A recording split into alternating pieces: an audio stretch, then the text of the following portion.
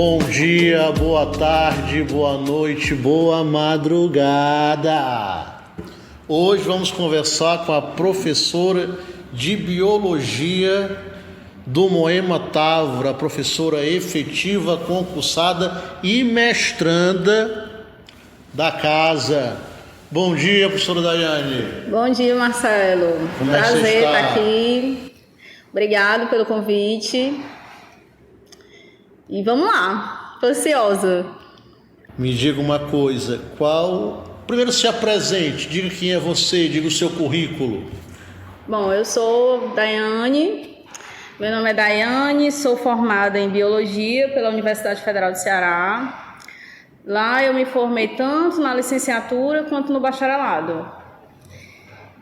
Depois disso, dei uma parada na minha vida estudantil, me dediquei a concursos. E aí, quando eu fui chamada no estado, depois eu me ingressei no mestrado. Você falou que é graduada em Biologia, em licenciatura e bacharelado. Explica para os alunos o que é licenciatura e o que é bacharelado. A licenciatura foi minha escolha, minha primeira opção, porque quando eu fiz o Enem em 2012, de fato eu queria ser professora já. E a licenciatura, ela te dá essa licença para dar aula. E como eu amo biologia, eu escolhi licenciatura em biologia. Quando eu terminei a licenciatura, na Universidade Federal do Ceará, a gente tem a opção de escolher uma outra modalidade sem ter que fazer Enem novamente. Ingressei no bacharelado. Qual é a diferença? O bacharelado, eu sou autorizada, vamos dizer assim, a dar aulas em ambientes acadêmicos, universitários, e também eu posso trabalhar em laboratórios, em órgãos ambientais, porque para ser bacharel e trabalhar de fato como bacharel, a gente tem que ter uma licença pelo Conselho Regional de Biologia, e essa licença você pode tirar com o bacharelado. E também pode tirar com a licenciatura. Atualmente eu posso ser só licenciada em Biologia e ter esse registro que a gente fala que é o CRBio. Eu só tenho que fazer tipo uma complementação de carga horária.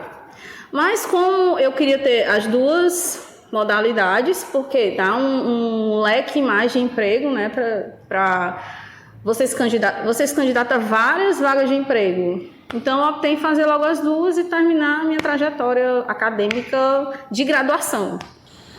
Explica para os nossos alunos que talvez eles nunca tenham ouvido falar o que é o CRBio e para que ele serve. As categorias o CRBio é um Conselho Regional de Biologia.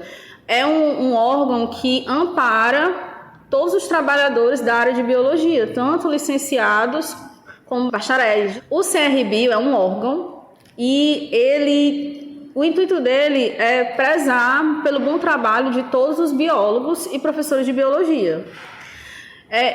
No Brasil tem alguns estados que têm o CRBio, mas todos os estados da federação são amparados pelo CRBio. E lá a gente pode fazer denúncias de várias condições que você se sinta constrangido no trabalho, por exemplo, ou que algum direito seu dentro da área da biologia esteja sendo, pode dizer, ferido. E aí a gente pode recorrer ao CRBio. Outras coisas também que o CRBio faz se tiver algum concurso público que não tenha vagas para biólogos, tipo o concurso para o IBAMA. É um órgão ambiental, para ter concurso para biólogo, mas se eles não abrirem vagas para biólogo, a gente pode assinar o CRBio, e o CRBio ele pede a correção desse edital para que coloque vagas para biólogos. É como se fosse um órgão que a gente pudesse recorrer a algumas situações que a gente se sentisse desrespeitado. E o CRBio ele também serve como defesa do Pantanal, da Amazônia. Então, quando está tendo desmatamento muito grande, quando está queimadas no Pantanal, queimadas na Amazônia, o CRBio é chamado até para assessorar bombeiros e outros órgãos dentro dessa espécie de flora e fauna que estão sendo muito atingidos. Daiane, qual é a tua primeira lembrança de escola? Você chegou na escola com 3, 4 anos, qual é a primeira imagem que vem na tua cabeça? Diz vida escolar ou aqui no Moema? Não, vida escolar. Vida você escolar? Criancinha. Qual é a primeira lembrança? Eu lembro que, eu acho que na 4ª série, eu estudava em uma escola e a minha mãe me levou para uma festa de carnaval. E lá eu comecei a dançar lambada. E eu tinha uma sainha que era preta com umas bolinhas coloridas. Pronto, isso pra mim da minha infância, eu dançando mesmo, criancinha dançando essa lambada, na época, sei lá, tava em auge a lambada, né? E é isso que eu lembro. Isso que ano era? 2000? Não, era acho que 92, 93, por aí. Ok. Quais foram as professoras ou professores que mais te marcaram na escola?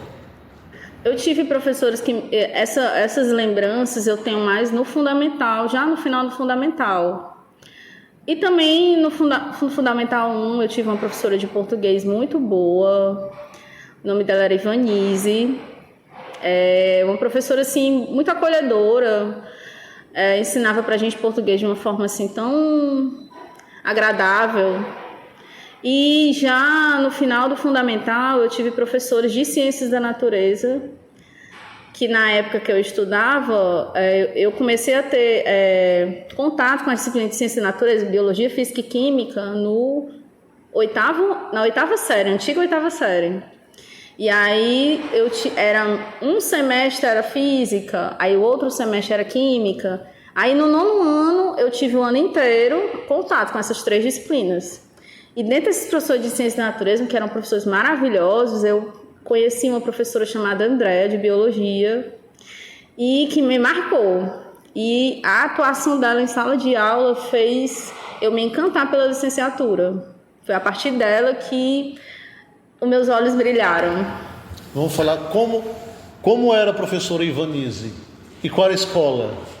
Eu estudava numa escola chamada Evolutivo. Era uma escola muito grande na época aqui em Fortaleza. E era uma escola particular. E eu fui estudar no Evolutivo porque a minha mãe, ela é mãe solo. E aí eu tenho mais 2 irmãs. Então nós somos 3. E sempre ela nos levava para fazer esses testes de seleção que tem nas escolas particulares. Mesmo que a gente não ganhasse bolsa 100%, a gente sempre ganhava uma bolsa boa. E aí, eu lembro que a gente estudava no Evolutivo com bolsa de 70% de desconto, porque a gente tinha feito uma prova. O fato de serem irmãs também, eles davam desconto. E aí, quando eu cheguei nessa escola, eu estudava em escola de bairro, assim, aqui no Pirambu mesmo, que o nome era Casinha Feliz, aqui na Avenida Leste-Oeste. E quando eu fui para uma escola grande no centro... Eu era uma criança, eu cheguei lá na 3ª série da educação infantil, ensino fundamental, né? Fundamental 1. Eu tinha medo, né? Porque eu estava fora do meu bairro, a gente pegava ônibus para ir, e quando a minha mãe me deixava na escola, eu ficava, eu tô sozinha aqui nesse lugar. Porque as minhas irmãs, eu estudava num prédio que era só para crianças e as minhas irmãs já eram mais crescidinhas. E aí eu ficava com medo de ver essa professora e me acolheu, me deixava tranquila, conversava comigo, me ambientava ali naquele lugar. Então a importância maior da Ivanise é que ela te deixou tranquila. Também, e ela dava uma aula muito boa. Tem alguma coisa que você lembre da aula dela? Lembro, quando ela dava pra gente sujeito, que é um sujeito, verbo. Eu lembro a forma como ela falava, ela colocava coisas do dia a dia, ali do ambiente da escola mesmo, e ajudava um pouco, né, ao aprendizado. Aí você fica no Evolutivo da 3ª série até que ano? Até o 3º ano. Até o 3º ano. Aí você falou que no 8º e no 9º ano você teve excelentes professores da área de ciências. Fale de cada um deles, quem eram eles? Eu não lembro o nome do professor de física e o de química, mas eles eram professores assim, muito dinâmicos. Eles tornavam a aula assim, sei lá, o pessoal estava tudo com sono, eles já chegavam assim, marcando presença e perguntando como a gente estava e como é que estava a vida. E aí depois que ele fazia essa acolhida com os alunos é que ele iniciava o conteúdo. Que não é, pra gente, né, que estava iniciando a disciplina de Física e de Química, aquilo ali era o terror. Mas ele tentava fazer aquele momento ali mais agradável possível. Mas eles eram muito bons acolhedores, bons professores, assim, didaticamente falando, ensinavam, assim, perfeitamente. Claro que a gente tinha dificuldade de aprendizado, mas se o aluno quisesse, de fato, aprender, conseguia aprender, sim. E quem era a professora de biologia que você gostava? A professora tanto? Andréa. Fala da Andréa pra gente. Ela, na época que eu estudava, eu aprendi fisiologia humana com ela. E eu fui para a universidade aprender fisiologia humana de uma forma mais aprofundada, mas mesmo assim eu ainda trazia os ensinamentos dela. Porque no primeiro encontro da aula dela, eu lembro que ela falou de sistema digestivo. E ela falou de uma forma... Que hoje é digestório. Que hoje é digestório.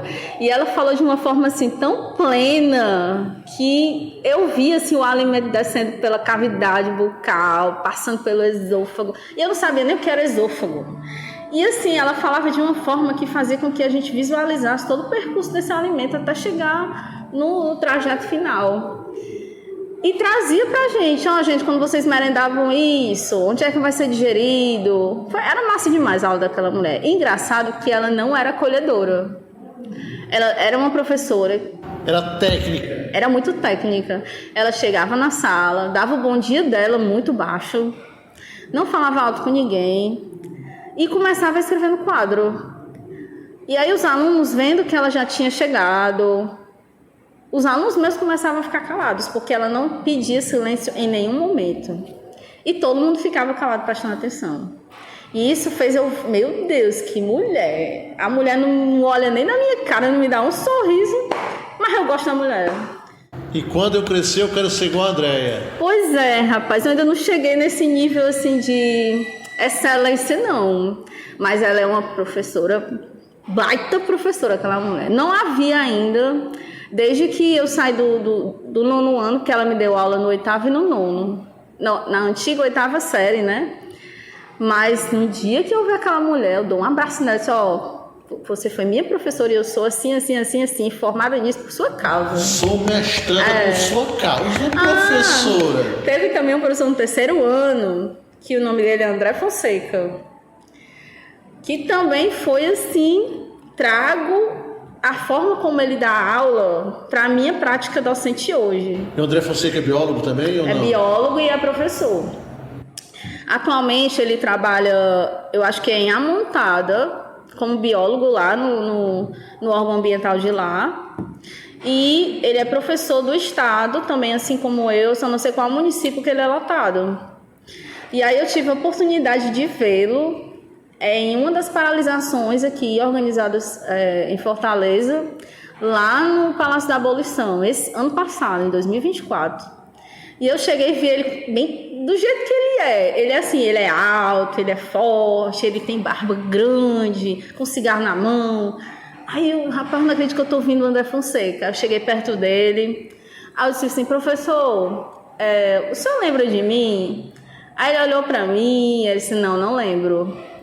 Pois o senhor foi meu professor no Evolutivo, no ano de 2004, e hoje eu estou aqui, lutando pela categoria, sou formada em Biologia, trago na minha prática docente muito do senhor, e eu estou aqui para lhe agradecer. Dei um abraço nele, ele ficou assim, todo sem jeito, porque ele é muito assim, durão, né?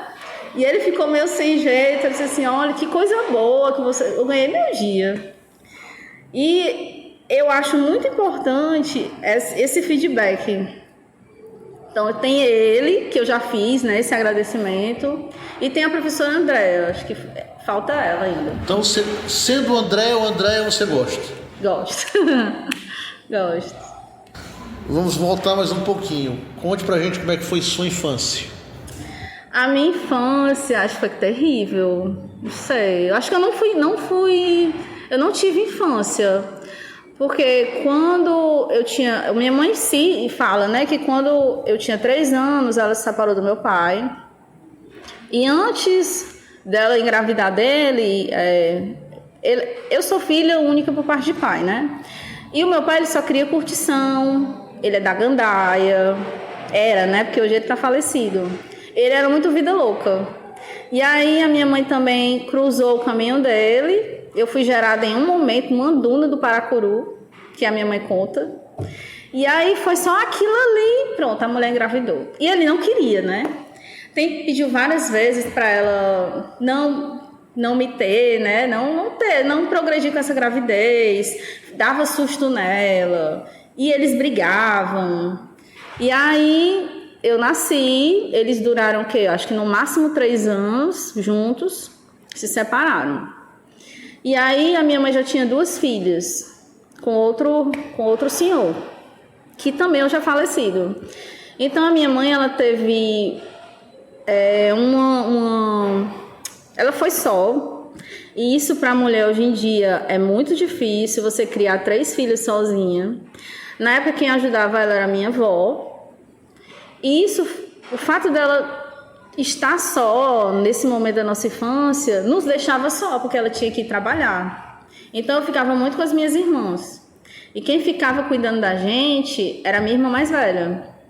A minha avó morava perto, ela morava assim uns 5 casas depois, então a gente ficava em casa só. E a minha avó de vez em quando ia lá dar um apoio, ver se estava tudo bem. E aí a gente não teve aquela infância que hoje eu vejo que é importante. Você brincar, ser criança, brincar, correr, e eu tinha esses momentos. Mas eram momentos assim muito certos, era 1 a 2 vezes no mês que a minha mãe tirava pra gente sair. E quando a gente saía, a gente sabia que se terminou ali só ia ser no outro mês. Não que ela não tivesse vontade, mas porque ela não tinha tempo, não tinha dinheiro, o dinheiro que tinha, ela tinha que nos manter, eram 3 filhas. Então, eu acho que... E aí a gente teve que criar responsabilidades muito cedo, porque ela sempre trabalhou no hospital, ela entrava às 7 da manhã. Então, ela acordava a gente antes de ir, e a gente que tinha que se virar, se arrumar para ir para a escola, merendar, escovar dente, para chegar na escola cedo, no horário, né, quer dizer... Então, a gente não tinha aquela mãezinha, minha filha, toma café, vai tomar seu banho, vai escovar seu dente, não. A gente tinha que criar esse senso de responsabilidade. E aí, eu acho que eu perdi um pouco da minha infância por causa disso. Essa responsabilidade que foi colocada na gente tão cedo.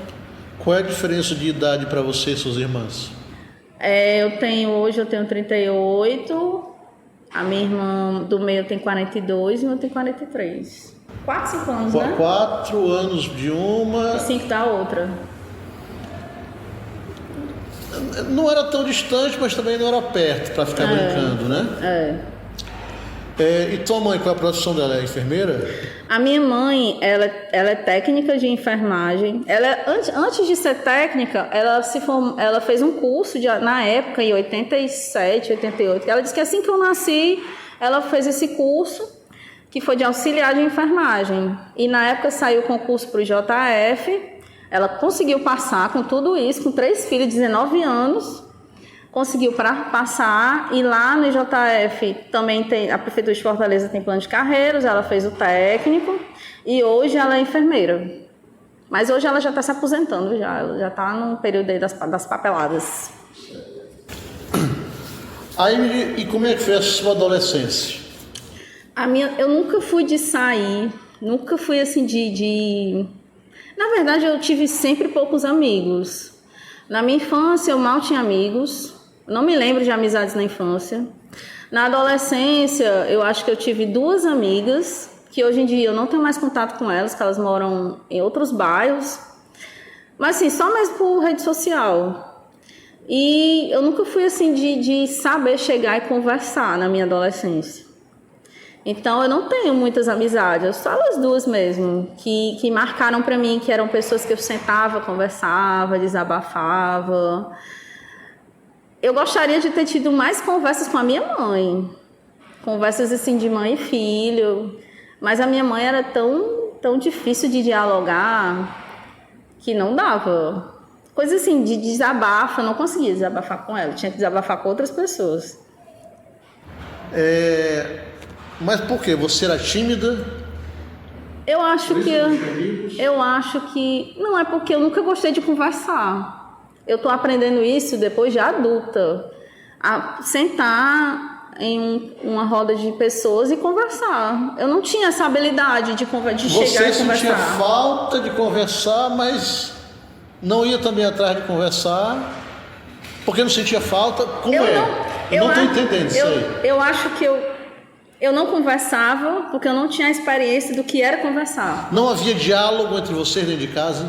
Havia, mas era um diálogo assim muito... Mecânico, formal, faça isso, faça aquilo. A gente conversava sobre coisas da família, mas Chico, coisas de adolescente, de descobertas, eu não conseguia conversar com ela porque ela já teve problemas com as minhas irmãs de gravidez na adolescência. Então, quando eu pensava em perguntar alguma coisa para ela relacionada a temas curiosos que o adolescente tem sobre namoro, sexo, eu não vi essa possibilidade pelos traumas que ela teve com as minhas irmãs. É uma pessoa muito machucada, né? A minha mãe é... Hoje ela tá bem, né? Mas a vida foi um pouco cruel com ela. Aí, na adolescência, só tinha essas duas amigas. Só tinha duas amigas. E quando é que aparece o primeiro namorado? Pois é, eu até tentei dar uns beijos na boca, mas não deu muito certo. Não, as experiências não. Teve 2 rapazes que eu beijei na boca. E aí não foi legal. E aí com 13 anos eu conheci o Chagas, que é o meu atual esposo. Com 13 anos a gente começou a namorar. E eu não sei o que foi que ele viu, porque também eu era do jeito que eu era. Eu era muito calada, não gostava de conversar. Mas aí em algum momento ali ele achou uma brechinha, a gente começou a conversar. A priori a minha mãe não queria, porque eu era muito nova, e ele tinha 17 anos e eu tinha 13. E mesmo assim a mãe deixou, né, deixou não deixando, mas autorizou. E aí 1 ano depois eu contei pro meu pai, porque o meu pai não queria, apesar do meu pai não ser presente quanto eu gostaria, ele tinha assim um certo domínio em mim, não sei como isso acontecia, porque eu tinha receio dele saber algumas coisas. E só com 14 anos foi que ele ficou sabendo que eu namorava com o Chagas. E o Chagas, ele é preto, periférico, ele vem de uma origem muito humilde. E os meus pais, eu acredito que como eu hoje sou mãe, quero que minhas filhas tenham uma pessoa que agregue, né? E a minha mãe talvez e meu pai pensavam que ele não iria atender às expectativas, né? Mas a gente namorou e a gente tá junto até hoje. E isso dá 20 e quantos anos? Foi 25 anos que eu conheço o Chagas. 25 anos. Bodas de prata. Pois é, mais da metade da minha vida eu tô com ele. Você, adolescente, aquele negócio todinho, quando é que vem a primeira menstruação, a menarca? Eu tive puberdade precoce. E a minha mãe, ela não tinha... Como ela ficava muito fora, ela estava percebendo as mudanças no meu corpo. Você tinha quantos anos? Eu tinha 9 anos. Menina mesmo. E ela estava percebendo as mudanças no meu corpo, mas não achava que isso já seria um sinal. E você sabia que isso existia ou não? Não sabia. Como é que foi tua reação quando viu o sangue saindo de você? Eu comecei a chorar, porque foi durante a noite, eu estava dormindo, e quando eu acordei, eu já acordei toda molhada de sangue. E aí eu chorei muito, porque eu não sabia que era menstruação, mãe nunca tinha comentado, né?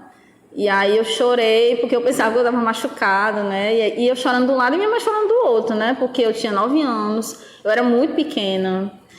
Ela era uma criança. E isso, infelizmente aconteceu isso, que não é bom.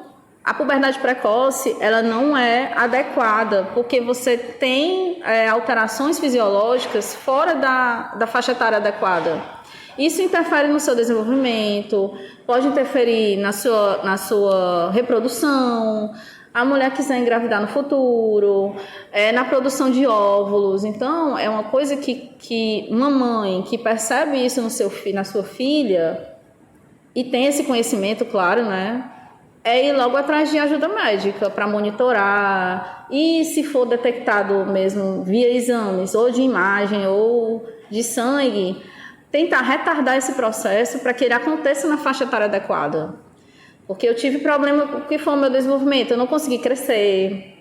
Eu tive vários... Você parou de crescer aos 9 anos ou não? Rapaz, eu acho que de 9 anos para cá eu cresci 10 centímetros. Então eu sou baixinha, porque os meus pais são baixos também, né? A genética também é bem forte, bem expressa aí, mas também por conta da puberdade.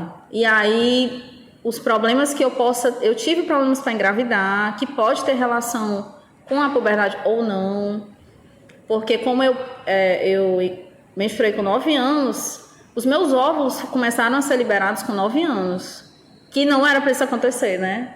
Então, a minha idade reprodutiva de 40 anos, ela vai ser mais avançada do que uma pessoa que menstruou com 14 anos. A menopausa pode vir antes? Pode vir antes. Eu posso entrar na menopausa antes, porque eu comecei a minha idade reprodutiva antes do período. E ter todos os problemas da menopausa, né, antecipadamente. Quando você menstrua aos 9 anos, tua mãe te leva no ginecologista ou não? Ela me levou no ginecologista, eu acho que eu tinha, não no começo, né? Eu acho que eu fui no ginecologista, eu tinha uns 13 anos, sou 14. E aí eu fui fazer exames periódicos mesmo. E aí eu fiz o exame, fiquei com muita vergonha, né? Porque era uma mulher, uma senhora. E ela faz perguntas do dia a dia, o meu modo de vida, o que eu como. Aí faz lá perguntas mais técnicas que a minha mãe responde. E ela faz o exame. E esse exame, ele é bem constrangedor, porque você fica com uma bata, né? Deitada. E a médica vai lá e faz uma coleta com um cotonete, porque eu era virgem, com um cotonetezinho ali pela região da vagina. E nessa coleta, ela faz para ver se você tem algum processo inflamatório, se você está com algum problema, se aquela região ali está em desequilíbrio, né?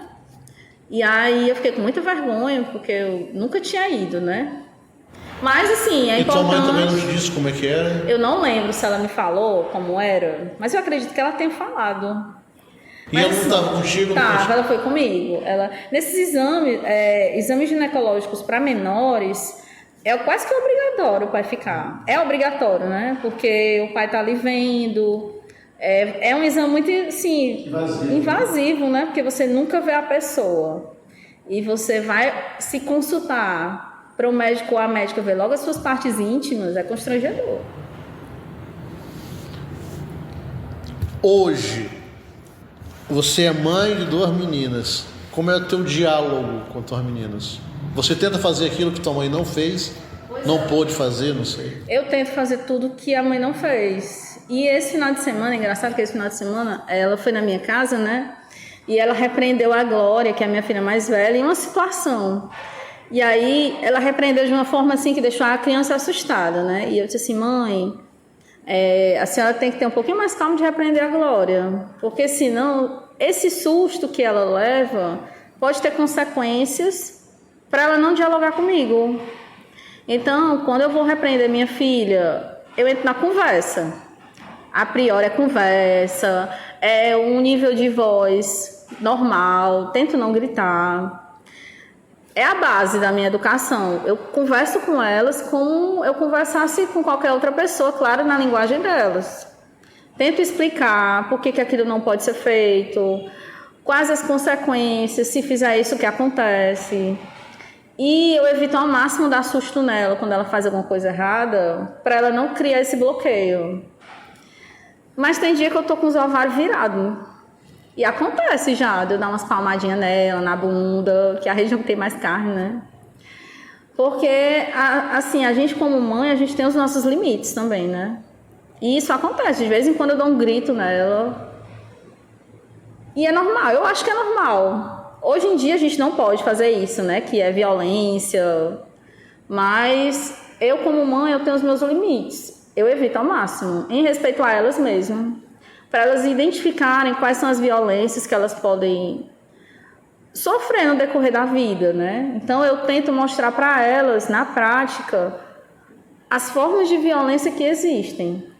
Mas eu quero mostrar não fazendo, porque a partir do momento que uma pessoa, por exemplo, bater nela, ela vai achar aquilo ali estranho, porque eu não faço isso em casa. Então ela vai ter as vivências dela e perceber porque eu não faço em casa, porque ela não vê violência em casa. Então, quando ela vivenciar isso fora de casa, ela já vai identificar, poxa, isso aqui tá errado, tem alguma coisa errada aqui.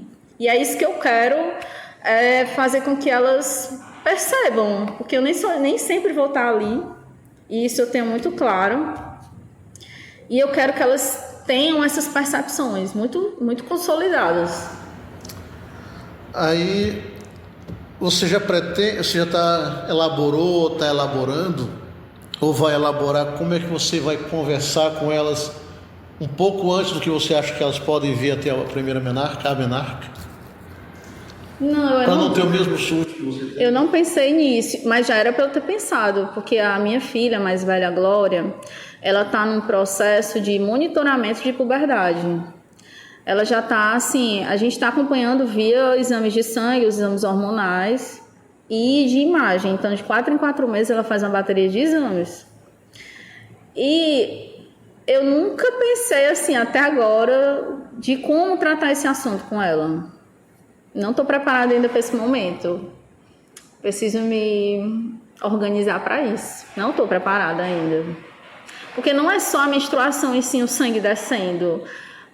As consequências daquilo. Ela vai ter mudanças do trato mesmo. Ela vai mudar. É uma mudança hormonal muito brusca que traz mudanças psicológicas, traz mudanças físicas, de comportamento. Não sei ainda, Marcelo, me pegou. Agora eu quero voltar de novo para a escola. Como é que foi o seu terceiro ano? Maravilhoso, meu terceiro ano. Perfeito, perfeito, perfeito. Tive professores maravilhosos, assim. Era uma rotina de aula de 7 da manhã até 1 da tarde. Eu participava de uma turma do Evolutivo, que era a turma olímpica. E a gente entrava nessa turma olímpica com provas, né? Tinha vários terceiros, várias turmas de terceiro. E aí no segundo ano eu fiz uma prova para ver se eu conseguia entrar na turma olímpica. E aí eu consegui fazer a prova e passei na prova e fui para a turma olímpica, porque eu queria fazer medicina na época. Mas eu queria fazer medicina, eu acho que eu queria fazer mais por influência da escola mesmo, né? Porque a escola... ganha nome, né? Ganha nome com esses cursos mais destaque, né? Tipo direito, engenharia, medicina. Eu gostava da ideia, né? Da profissão, mas eu acho que não era aquilo ali que eu queria, né?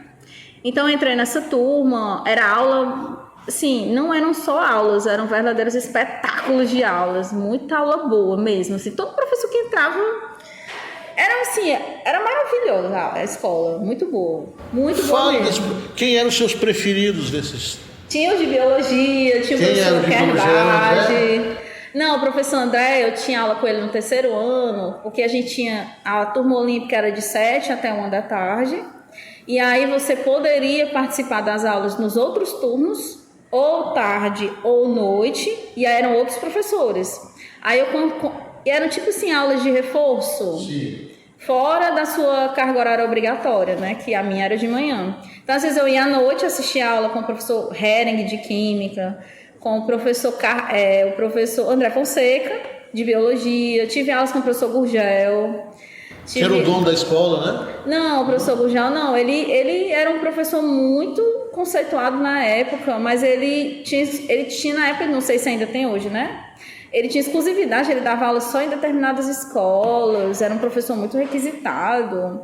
E eu conheci no contraturno do terceiro ano, que também é um professor muito bom. Tive aula com o professor Carbage pela manhã. Como era a aula do Carbage? A aula do Carbage era... Eu lembro que eu aprendi bioquímica com Carbage. Hoje, muitas coisas da bioquímica que eu sei hoje, que eu levei para a universidade, foi dos ensinamentos dele. Ele era aquele professor, tipo o professor André, do Fundamental. Chegava, dava um bom dia muito silencioso e já começava... Ele era muito conteudista, né? Mas o que eu precisava era de conteúdo naquele momento, né? Então, eu visava uma prova que era muito difícil. Então, eu queria era conteúdo mesmo. Então, ele dava aquela aula, assim, era uma aula muito complexa, ele conseguia preencher os 50 minutos de aula, não sei que planejamento maravilhoso era aquele, e ele tornava a aula, assim, uma coisa muito produtiva, muito mesmo. Que é tudo que eu aprendi. Hoje eu lembro das aulas, muitas coisas aqui que eu dou para os meninos no primeiro ano, terceiro, revisão, vem de coisas que eu aprendi com eles. Era o seu preferido dos professores no terceiro ano? Um dos, estava no top 3. Ele, o professor André Fonseca e o professor Hering, de Química. Fale como era a aula do Hering. O professor Hering, ele já era um professor mais acessível, né? Ele chegava, conversava, brincava.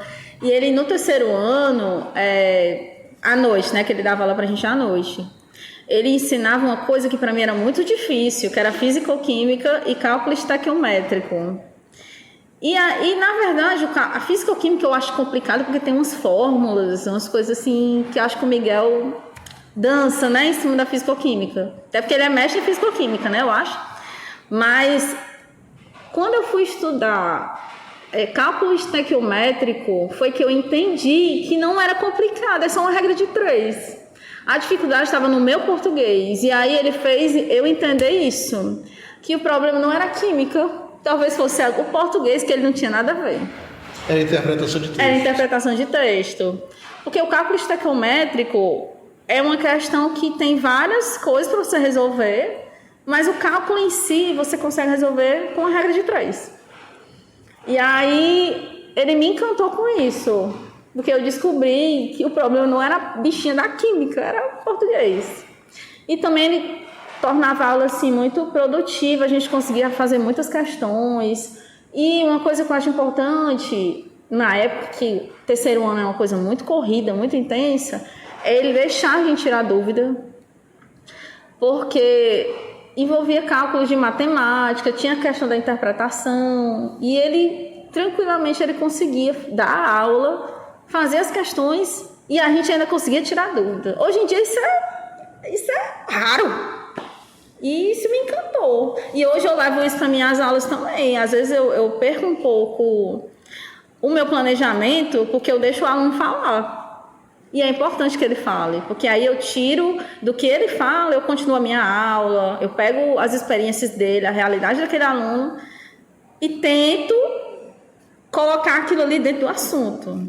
Então, a participação dos alunos hoje nas minhas aulas, eu venho muito do Hering, trouxe muito do Hering e do professor André Fonseca também. Aí você faz Enem ou faz vestibular? Na época eu fiz Enem para a UFC, que não tinha mais vestibular tradicional. Não, eu fiz um vestibular tradicional ainda em 2004. Final de 2004 foi o vestibular tradicional. Mas aí, você terminou o terceiro ano em 2003? Terminei em 2004. Certo. Aí, final de 2004, eu já fiz o vestibular tradicional, não passei de primeira vez. Nem no Enem, nem na UES? Na UES eu passei na primeira fase, meu nome saiu do jornal. Na época era no jornal. E aí eu fiquei tão feliz, mesmo não passando na UFC, eu passei na UES na primeira fase. Mas quando foi na segunda fase, foi o caos. Quais eram as disciplinas da segunda fase da UES? Eu tinha específicas. Você tentou o que para a UES? Eu tentei medicina na UFC, que não passei nem na primeira fase. E aí, no mesmo período, eu tentei o UES para biologia. E aí eu passei na primeira fase da UES. Quando eu fui para a segunda fase, eu fiz uma boa prova de química, uma boa prova de biologia, fiz uma boa redação, mas a física me lascou e eu desci ladeira abaixo. Não fiz assim, das 20 questões de física, eu acho que eu não acertei nem 8. Você não conhecia o professor Diego ainda? Pois é, eu não tive aula com o professor Diego. Apesar de eu ter tido professores muito bons, mas assim, física para mim é um absurdo. Aí você faz cursinho de... O ano seguinte, o que você faz em 2005? Aí eu fiz 2 anos, eu ainda tentei 2 anos, então eu fiz em 2004, né? Tentei 2005 e 2006. Tá, mas você fica estudando só em casa, vai fazer um cursinho, o que você faz em 2005? Eu fiquei estudando no cursinho lá da UES, porque lá eles têm um cursinho chamado de UES Veste.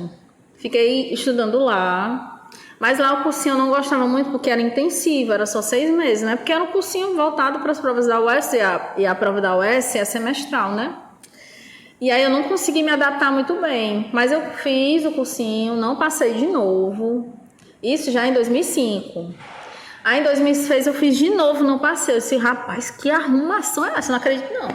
E aí eu comecei a perceber uma certa pressão da minha mãe para eu ir trabalhar. Porque estava ficando pesado, né? Então ela tinha aquela expectativa que eu ia passar de primeira e não aconteceu. E aí eu comecei a perceber uma pressão dela, cortes em alguns benefícios. E aí eu comecei a trabalhar. Em 2006 eu comecei a trabalhar. E quando eu comecei a trabalhar, eu fiz o vestibular da UVA. Peraí, você começou a trabalhar em quê? Em 2006 eu comecei a trabalhar vendendo cartão de crédito. Como é que era? Era avulso, não era registrado. A gente trabalhava via cooperativa. E aí a gente tinha alguns pontos no centro da cidade e nos shoppings. Eu comecei trabalhando no centro. Na época, final de 2006, começo de 2007, eu trabalhava, eu ganhava R$4 por cartão. E não era cartão preenchido, ficha preenchida. Eu tinha que levar essa ficha para o sistema. Se aquela pessoa tivesse feito somente aquela vez em um determinado período, é que eu ganhava os R$4. Porque o que acontecia muito, uma pessoa fazia comigo, aí lá na outra esquina fazia com outra pessoa, e só era válida aquela ficha a primeira que entrava no sistema, né? Então, aquela ficha para mim só ia ser validada quando eu lançasse no sistema, né? Eu não, as pessoas lá do setor. E aí eu passei um tempo trabalhando com cartão de crédito. Fazia mais ou menos quantos cartões por dia? Acho que eu fazia uns 4, 5, por aí. Tinha umas exigências, né? Na época, tinha que ter comprovante de renda. Não podia trabalho autônomo fazer. Isso você abordava ou Abordava, cliente? Chamava o pessoal na rua. Na rua, no shopping? Na rua, no shopping. Ei, moço, vem cá, vem fazer seu cartão. Vocês passaram por isso? Pronto, eu era uma delas. E aí era um serviço muito, muito precarizado, muito. Mas era o que apareceu. E eu queria muito ter um pouco de dinheiro, né? Minha independência. E por incrível que pareça, quando eu fui transferida para o shopping, eu trabalhava no Iguatemi, teve uma época que eu trabalhei no Iguatemi, num stand lá, e depois eu fui para o Norte Shopping. Foi a época que eu mais ganhei dinheiro, assim, em serviço privado, empresa privada. Teve uma época que eu tirava, isso em 2007, eu tirava R$2.000 por mês. Na época o salário mínimo era R$300. Ganhava muito mais que um professor. Pois é, só que assim, tinha mês que eu ganhava esse valor, tinha vezes que eu ganhava 1.000, porque era tipo um cálculo, não sei se é o Diego da matemática, era tipo um cálculo exponencial. Se eu fizesse tantos cartões, eu ganhava um valor.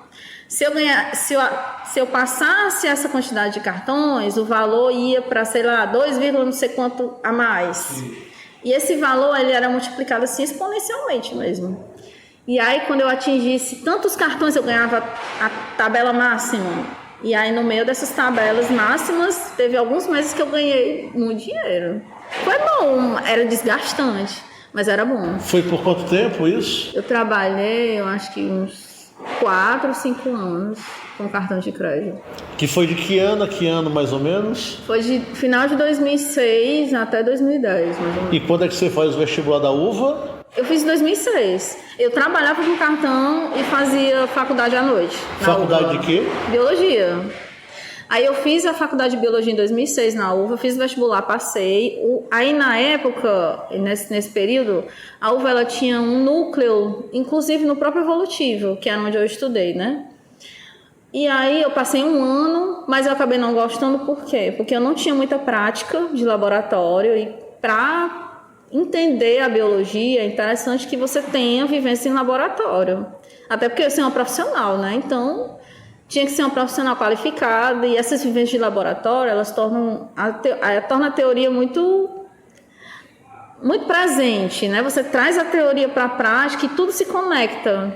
E aí eu não via isso. Aí acabou que eu tranquei, não fui mais e voltei a estudar para fazer o vestibular para tentar na Federal.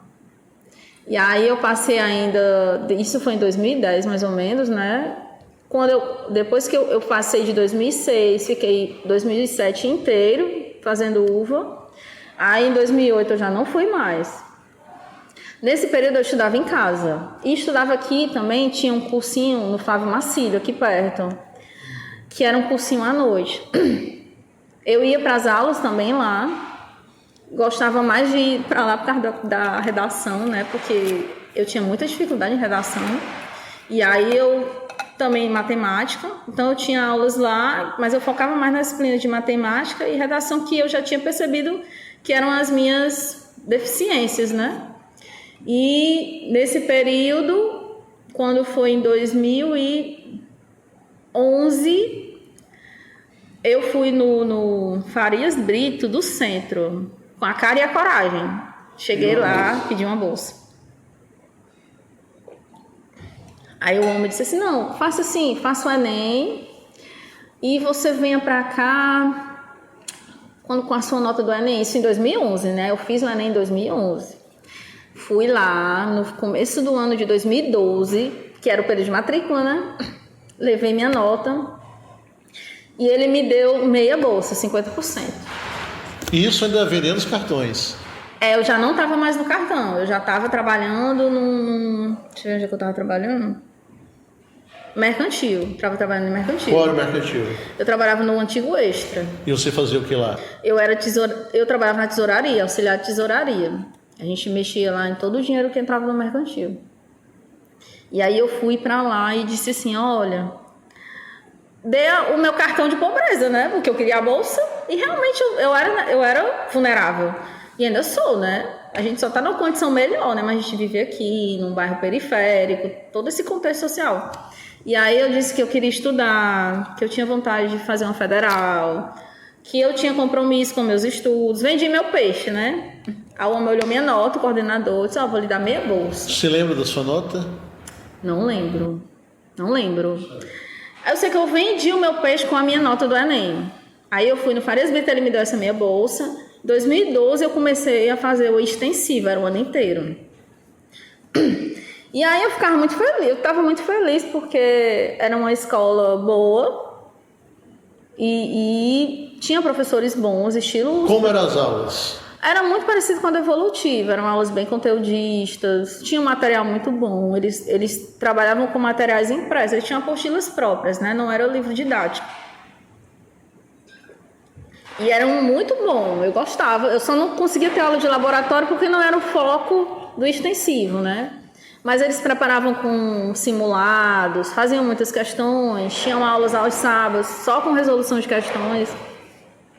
E como eu tinha feito o Enem em 2011, eu levei minha nota, né, e pronto.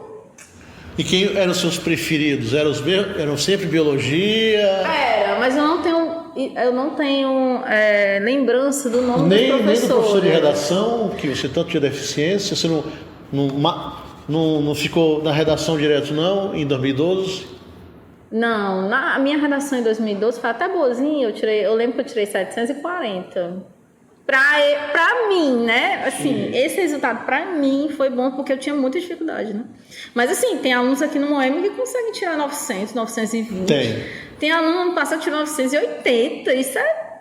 Mariane. Eu fico assim, lembro assim, meu Deus, é um absurdo de coisa boa. E aí, quando em abril desse mesmo ano, não, desculpa, eu fiz o Enem em 2012, essa história é de 2012, eu fiz o Enem em 2012, aí eu levei minha nota. E eu comecei a estudar no Farias Brito em 2013. E aí, quando foi em abril de 2013, eu fui chamada na Federal. Ou seja, eu estudei lá de janeiro a abril. E eles ainda, assim, foi bom para a escola porque... Ganhou nome. Então, além de eu ter recebido esse benefício da bolsa, né, eu acabei dando nome para a escola também. Porque lá, assim, eu lembro que na época de 2013, 2012, as chamadas da Federal eram nominais. Você tinha que ir na Biblioteca Central, no campus do PCI, e lá eles chamavam as pessoas nominalmente. Fulano, curso Ciências Biológicas, Daiane Santos Lima, está presente? Se eu tivesse presente lá, eu ficava com a vaga. Isso eles publicavam um edital, né? Tal dia vai ter chamada de classificáveis, porque eu não passei de primeira também. Aí aconteceu, né? Eu ia sempre para chamadas. Eu ficava direto no site olhando as datas. Tal dia teve chamada, não fui chamada. Isso foi umas 3 ou 4 chamadas. Tal dia teve chamada, eu estava lá, levava a documentação, não fui chamada. Aí, não tem problema não, eu ia. Eu estava na lista de classificáveis, eu era a última. Quando é que você entra na igreja? Eu me lembro da lista de classificáveis, eu fiquei na posição 40. E aí eu não tenho nada a perder mesmo. Só gastei com a Xerox, que tinha que levar certificado, identidade, CPF e endereço. E aí, pronto, na 4ª chamada, era muita gente ali na biblioteca. Era até, assim, uma maldade, porque eles tinham um horário certo. Ficava uma pessoa na portaria. 1 hora, se eu não me engano, fechavam as portas da biblioteca. A gente ficava no térreo da biblioteca. E aí, às vezes, a pessoa chegou atrasada e ficava do lado de fora, porque não podia mais entrar. A pessoa era chamada, estava do lado de fora e não podia assumir a vaga, porque não estava dentro da biblioteca. Porque eles só priorizavam quem estava dentro da biblioteca. Eu acho que já era uma forma de eliminar, né? Porque era muita gente. Hoje em dia, é tudo via internet, né? E aí, quando chamou meu nome, poxa, eu quase que tenho um troço naquele térreo. Da curso Ciências Biológicas, eu lembro hoje, o rapaz dizia assim, curso Ciências Biológicas, modalidade de licenciatura. Chamou assim os 3 nomes e ninguém apareceu. Aí como ninguém tinha aparecido, e eu era a última, Daiane Santos Lima, eu, pronto, menina, mas aí foi ótimo. E aí eu fiz a matrícula, e o Chagas estava lá fora me esperando, porque ele não podia entrar, né? E aí, quando eu saí, Chagas foi chamada, a gente chorou, a gente se abraçou, porque era uma coisa que eu queria muito. E ele fez parte disso, né? Ele me ajudou, assim, no que ele pôde, para que eu alcançasse esse objetivo. Foi massa, foi muito bom. Eu nunca tive sorte, assim, de passar, em todos os processos seletivos que eu passei, eu nunca passei de primeira ou dentro das vagas. Sempre eu passava depois das vagas, nos classificáveis. Ou sempre eu tinha que fazer 2, 3 vezes para passar? Não, teve um que você passou sim. Qual foi? No seu mestrado atual. O mestrado foi o que me trouxe uma nova realidade. E também teve um período que eu entrei aqui no estado em 2023. Foi. Antes disso, depois que eu saí do Mercantil Extra, eu fiz uma prova de um concurso público na Prefeitura de Maracanaú, eu acho que foi 2011 ou foi 2012. E aí eu comecei a trabalhar na Prefeitura de Maracanaú, eu trabalhava em uma escola, isso como servidora pública efetiva. O concurso que eu fiz lá foi para o cargo de auxiliar administrativa. Eu trabalhava na secretaria da escola, que nem as meninas aqui, auxiliando com xerox, algum pai que vinha buscar documento, alguma demanda de declaração, alguma documentação, essas coisas eu fazia. E lá eu fiquei de 2012, se eu não me engano, até 2022. 2022 eu já tinha terminado, né, a minha graduação, aí eu fiz uma seleção na Prefeitura de Fortaleza, passei, vim trabalhar aqui perto de casa, no Distrito 1, passei 8 meses e aí fui chamada do concurso do Estado. E aí vim para cá, para o Moema 2023. Agora, antes da gente chegar na universidade, eu queria que você me falasse como foi esse processo de estudo, namorando muito cedo Chaguinha. Ele estudava até que comigo. Ponto ele contribuiu, até que ponto ele atrapalhou, como é que foi esse período longo, né? Eu tinha que mostrar para minha mãe que eu estava estudando, né? E eu queria namorar. E aí, quando ele ia lá para casa, eu dizia assim, olha, na época a gente não tinha essa cor de celular, era telefone fixo ou orelhão. Na época a gente comprava cartão telefônico para se comunicar. E eu ligava para ele e disse, olha, eu vou estudar tal hora. Se você quiser vir para cá, pode vir, mas eu vou estar estudando. E eu ficava estudando na mesa e ele só olhando. Aí interagia, ficava ali. Mas assim, eu era muito focada. Quando eu estava estudando, eu estava estudando. E até hoje eu sou assim. Quando eu estou estudando, eu estou estudando. Não venha para cima de me aperrear, não. Não fale comigo. Não gosto de se atrapalhar quando eu estou estudando. Mas hoje em dia está difícil com criança, né? Mas eu consegui estudar e namorar porque eu tinha isso muito definido. O foco era meu mesmo. Eu consegui estabelecer as minhas metas. Quando eu terminasse as minhas metas, aí eu ia relaxar, namorar. E era de cadeirinha, viu? A sua mãe apagava a luz da área quando era para ir embora ou não? Não, ela só dizia assim, Chagas, tá tarde, é 10 horas. Não podia passar das 10 horas da noite, né? Chagas, acho melhor você ir embora, que vai ficar perigoso. Tipo assim, expulsando educadamente, né? Ela dava assim esses comentários. Aí você é evangélica. Quando é que você entra na igreja? Eu entrei com 11 anos. Quem foi que a levou? A minha irmã, Ismália, minha irmã mais velha. A minha mãe não é da igreja. E aí quem levou eu e a minha outra irmã mais do meio foi a Ismália, que é a minha irmã mais velha. E aí desde então eu tô até hoje. E o Chagas já era da igreja ou se tornou da igreja por você? Não, na verdade, ele foi por conta própria mesmo. Quando ele chegou, eu já estava. Vocês se conheceram na igreja? Foi. Quando ele chegou, eu já estava há 1 ano.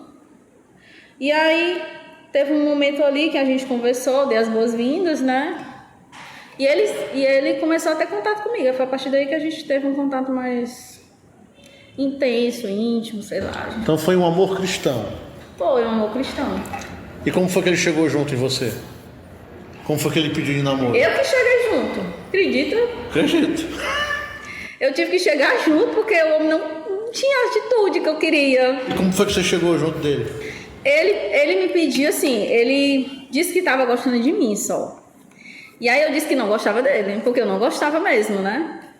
E aí eu pedi um tempo pra gente entender o que estava acontecendo. Isso você tinha 12 anos? Tinha 13. Você conheceu ele com 12, ele pede você namoro com 13.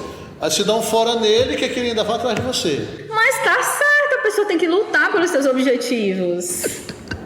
Ou não, tem que lutar. Se ele quer, ele tem que lutar. Então ele chegou, daí ele gosta de você, disse, eu quero um tempo a pensar. Foi, porque eu não gostava, né? E eu sou muito sincera. Sim. Eu disse, eu não gostava dele nesse formato, eu gostava dele como amigo, que é uma pessoa muito agradável. E aí eu disse que eu precisava de um tempo para entender o que eu estava sentindo. E aí ele me deu, a gente teve esse tempo, né? Foram 3 meses. Aí nesses 3 meses a gente conversava muito, aumentaram as conversas, os contatos. E aí eu comecei a gostar dele, de fato. Mas ele não chegava junto. E eu já tava assim, meu Deus, que esse rapaz não vai. Aí eu falei com a irmã dele, eu disse assim, Fernanda, fala com o Chagas se eu quero falar com ele, tal dia. Aí ela falou. E esse tal dia, não deu certo a gente conversar. Eu lembro que eu fui para educação física, na época eu estudava, né? E eu passei lá no trabalho dele, que aos 14 anos ele já trabalhava para ajudar a família. Ele trabalhava onde? Ele trabalhava num local aqui na Leste-Oeste de conserto de geladeira. E aí eu passei lá e eu disse assim, rapaz, eu queria falar contigo. Ele, o que foi, Dani? Eu quero namorar com você, você não falou mais? Desse jeito? Desse jeito, eu aceito ser seu namorado, eu quero. Aí ele ficou assim meio deslocado, começou a rir, eu disse, é mesmo? Aí pronto, eu fui para educação física, né? E aí desde então a gente começou a namorar.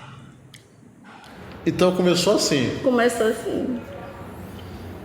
E quem foi que pediu em casamento? O casamento já foi uma coisa construída conjuntamente, né? Eu sabia que eu queria ele para mim mesmo, mas também eu não queria casar de qualquer jeito. Eu queria ter um emprego, eu queria comprar minhas coisas. E aí a gente combinou que depois que eu terminasse meus estudos da educação básica, se eu não conseguisse passar no vestibular, né, que foi o que aconteceu, eu ia atrás de emprego. E aí, nesses empregos que eu tive, e ele trabalhava também, a gente começava a juntar dinheiro, juntou, só que o dinheiro dele não era só para ele como eu, né? Porque a minha mãe me pressionou de uma certa forma, educadamente, para trabalhar, mas o dinheiro era para mim. O que eu ajudava em casa, eu lembro que ela pedia só para eu pagar luz ou uma água, uma coisa assim, né? Para ter aquele senso de responsabilidade em ajudar também. Ele não, ele era o provedor da casa mesmo. O pai dele tinha saído de casa e morava ele, a mãe e a irmã, e aí ele que levava o sustento. O pai dele ajudava, mas era assim, de uma forma mais distante, né? Então, o dia a dia era com ele.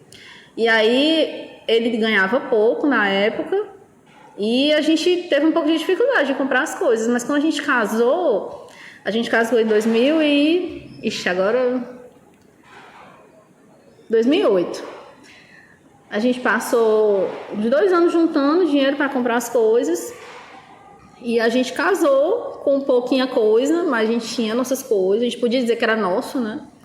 A gente morava, eu no começo do meu casamento, eu morei na casa da minha mãe, que estava desocupada, e foi ótimo. Voltando à igreja, a igreja que você entrou aos 11 é a mesma igreja que você está hoje? É, a mesma que eu estou hoje, eu e o Chagas. Que você foi levada por sua irmã? Foi. Sua irmã ainda está nessa igreja ou não?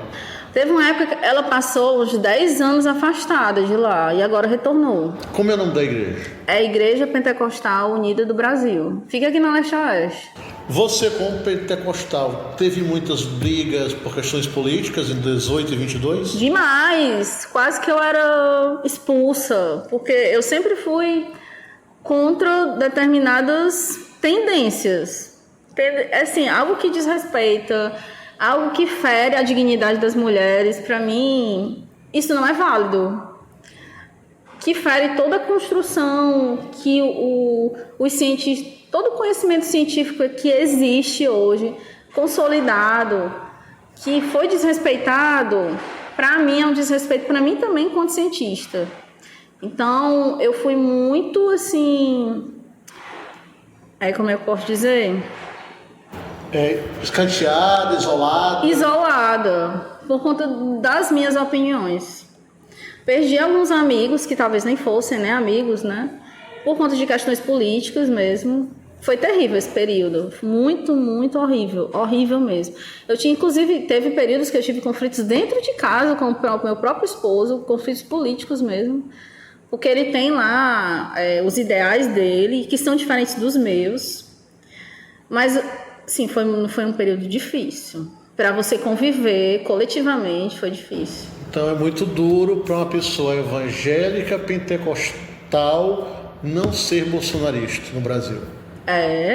Na verdade, eu não sou bolsonarista, não sou petista, mas eu vou muito para um viés político que atua em favor dos mais vulneráveis.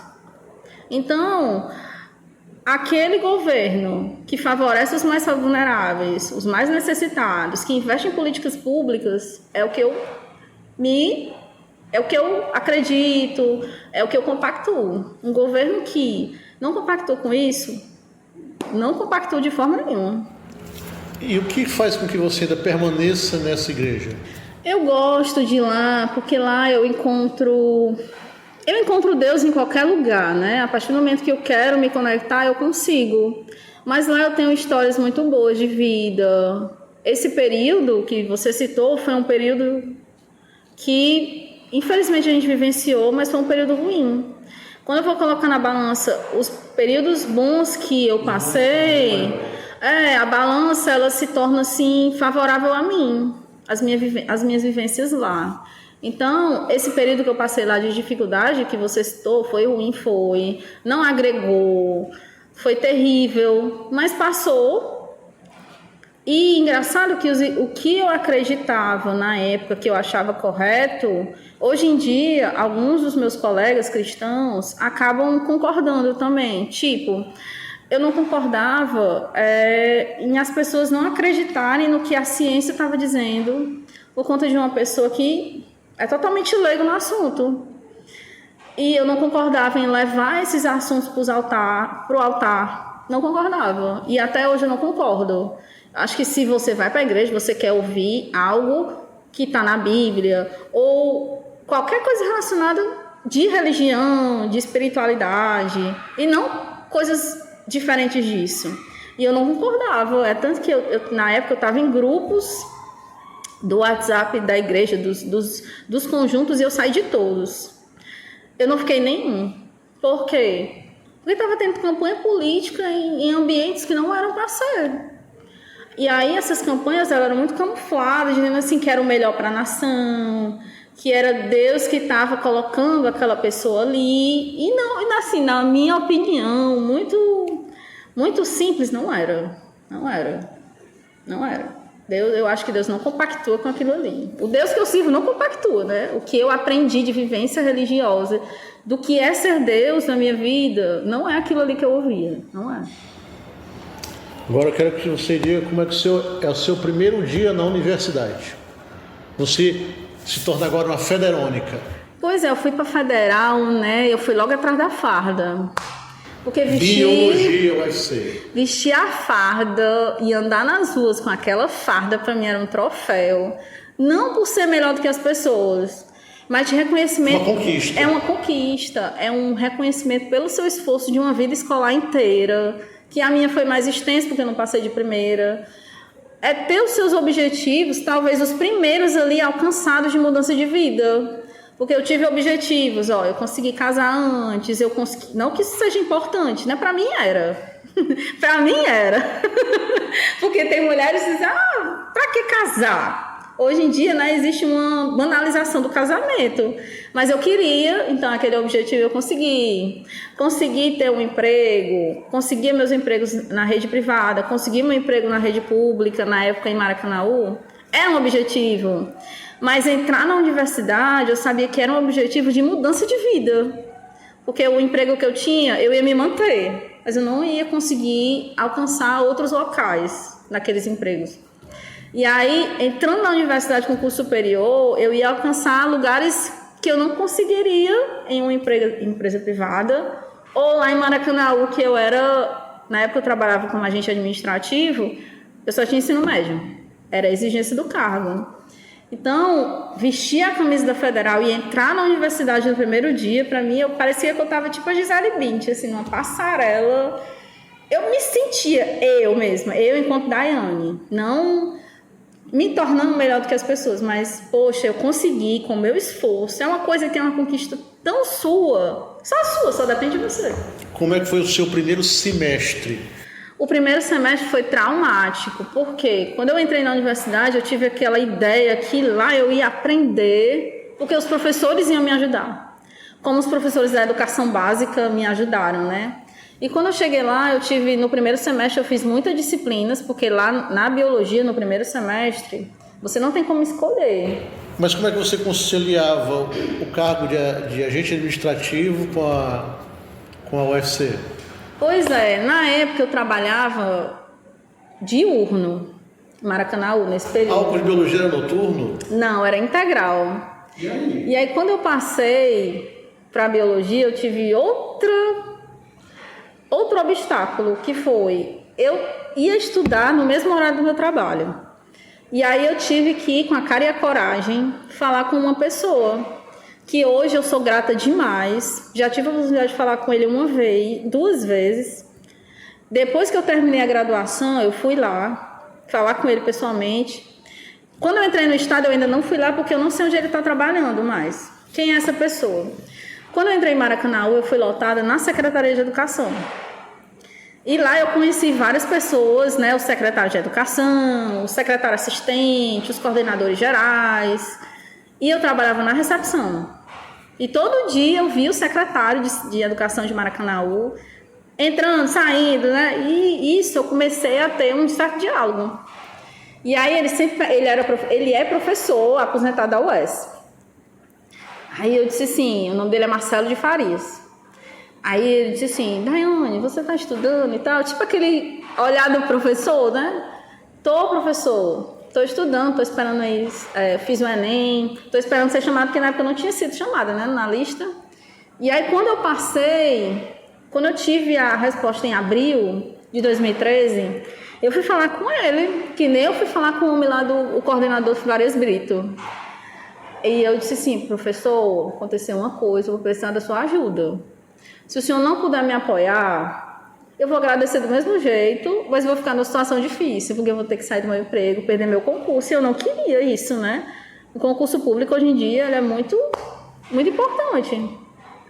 Na época, eu ganhava um salário mínimo em Maracanaú, e eu morava aqui.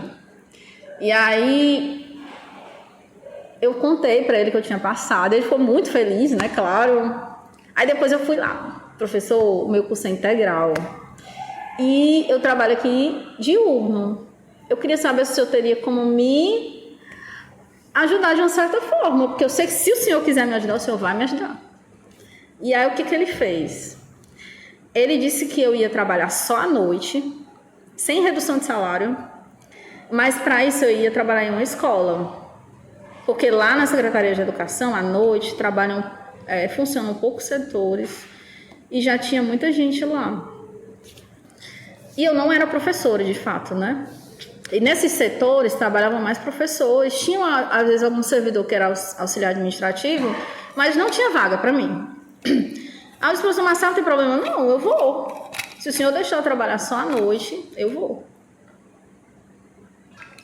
Ele tô fechado. Aí eu fiquei morta de feliz, né?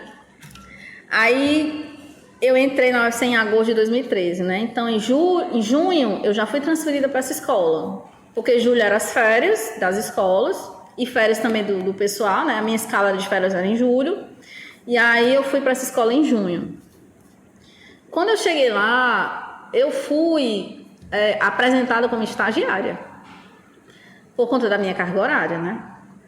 E aí o professor Marcelo disse que eu só tivesse cuidado em dizer para as pessoas isso. Porque ele estava me ajudando, né? E estava acabando que não estava sendo de uma forma legal, né? Porque eu tinha que trabalhar aquela carga horária. Mas como ele disse que era para estudar e queria me ajudar, ele fez esse favorzão. E aí, quando eu cheguei na escola, eu tinha que dar o gás, eu tinha que mostrar serviço, eu não poderia fazer corpo mole. Eu não poderia levar problemas para a Secretaria de Educação, porque nas escolas, quando você tem problema lá em Maracanaú, o diretor ali não consegue resolver, vai para a Secretaria de Educação. Aí eu não queria que o meu nome voltasse, né? Então eu cheguei lá, fui apresentada, comecei a fazer meu serviço, trabalhava de 6 da noite às 9 da noite. Então eu ia para a UFC de 8 às 4 da tarde e 4 da tarde, às vezes eu só lanchava, ia em casa tomar um banho e ia para Maracanaú 6 horas da noite. Quando eu cheguei lá, eu fiquei assim, né? Porque eu não gosto não vou dizer mentiras, né? Na verdade, eu nem falei qual era o meu vínculo. Eu fui apresentada pelo pessoal da Secretaria de Educação como estagiária. E eu conheci o diretor de lá, o nome dele é Praciano, uma pessoa maravilhosa, assim, que até hoje eu falo com ele. No dia do diretor, dou os parabéns, no dia do aniversário dele, porque foi uma pessoa que quando o professor, eu tive esse distanciamento do professor Marcelo de Farias, eu encontrei o professor Praciano, que ele é professor também de História. E aí ele me ajudou, ele me acolheu, disse, Dani, seja bem-vinda, fique à vontade, a gente trabalha aqui nesse formato, assim. E assim, aquele acolhimento dele foi fundamental para mim. Aí, quando foi uns 2 meses depois, eu conversei com ele. Eu disse, Praciano, assim, eu sou assim, conversei sobre o meu vínculo, o que tinha acontecido para eu estar naquela situação. E ele, Daiane, dependendo de mim, eu só estou aqui para lhe ajudar, porque eu sou professor. Se você veio nessa condição, você vai estar aqui nessa condição. Não se sinta constrangida, não se sinta mal aqui na escola por causa disso. E aí, nossa, ele me ajudou demais, muito. Porque na UFC, a UFC é um local que, para estudante trabalhador, é cruel. Porque os professores, eles não querem saber se você trabalha. E no curso de biologia, todo semestre tinha aula de campo. Eu passava 3 dias fora, 5 dias fora. E eles sempre diziam, não, Dani, você pode ir. Depois você vê como paga, a gente coloca você para vir num sábado. Não sei, você vai ter como pagar. A gente não vai lhe prejudicar por causa dos seus estudos. Então, esse olhar dele de educador, para mim, foi fundamental para que eu conseguisse prosseguir na UFC. E aí, em 2017, eu ainda estava na UFC, o meu pai faleceu. Ele me ajudou muito, porque eu não queria pedir licença médica. Eu sou filha única por parte de pai, né? Então, eu revezava os cuidados com, na época, a namorada do meu pai. Ela era junto com ele, e aí eu ficava 24 horas com ele, e ela 24 horas com ele. Quando ele era internado, né? Quando ele estava em casa, era mais tranquilo, porque ela ficava em casa. Quando ela ia trabalhar, eu ia para lá, a gente fazia esse revezamento. Mas aí, em 2017 meu pai faleceu de câncer, um câncer, não foi no fígado, a origem do câncer dele era de epitélios, como se fosse um câncer na pele, mas não era na pele. A origem era epitelial, mas foi nas veias do fígado. E aí foi assim meio traumático, porque ele descobriu em março esse câncer. Em dezembro ele morreu. E ele fez a cirurgia.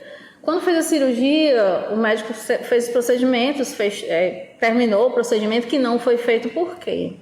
O médico disse que o câncer dele, os tumores, estavam em cantos, em locais que não poderiam ser mexidos. Na veia hepática. Ou era na veia hepática ou era na artéria hepática. Ele disse, se mexesse nesses vasos, ele morria na hora. Então, era um câncer que não deu oportunidade de sobrevivência para ele. Aí o médico disse que não comentou com ele, né, a situação, comentou só comigo e ficava a meu critério de dizer ou não para ele. Aí eu disse para ele, quando ele acordou, disse, pai, o senhor fez a cirurgia, agora a gente vai começar com a quimioterapia. Mas ele morreu sabendo e pensando que a cirurgia tinha dado certo. Mas ele estava muito traumatizado com aquela situação. Se eu falasse isso... Detonava ele. E aí eu não falei. Nesse período, né, ele fazia só uns procedimentos que eram uma endoscopia muito mais invasiva. A endoscopia lá para o intestino delgado, o intestino delgado não, lá para as veias do fígado, furava o tumor. Para o tumor ficar furadinho mesmo, ele secava e aí desobstruía esses vasos. Isso ele fazia de 3 em 3 meses. Ele chegou a fazer 3 procedimentos desses. E no último mês que ele foi internado, ele tentou pular da janela do apartamento do hospital. E aquilo ali para mim foi... Eu vi aquela situação tendo que puxar os pais dele, porque ele já estava bem na beirinha da janela. Aí eu não podia falar a realidade para ele. Foi uma coisa que eu internalizei mesmo. Não vou falar porque eu vou piorar a situação, né?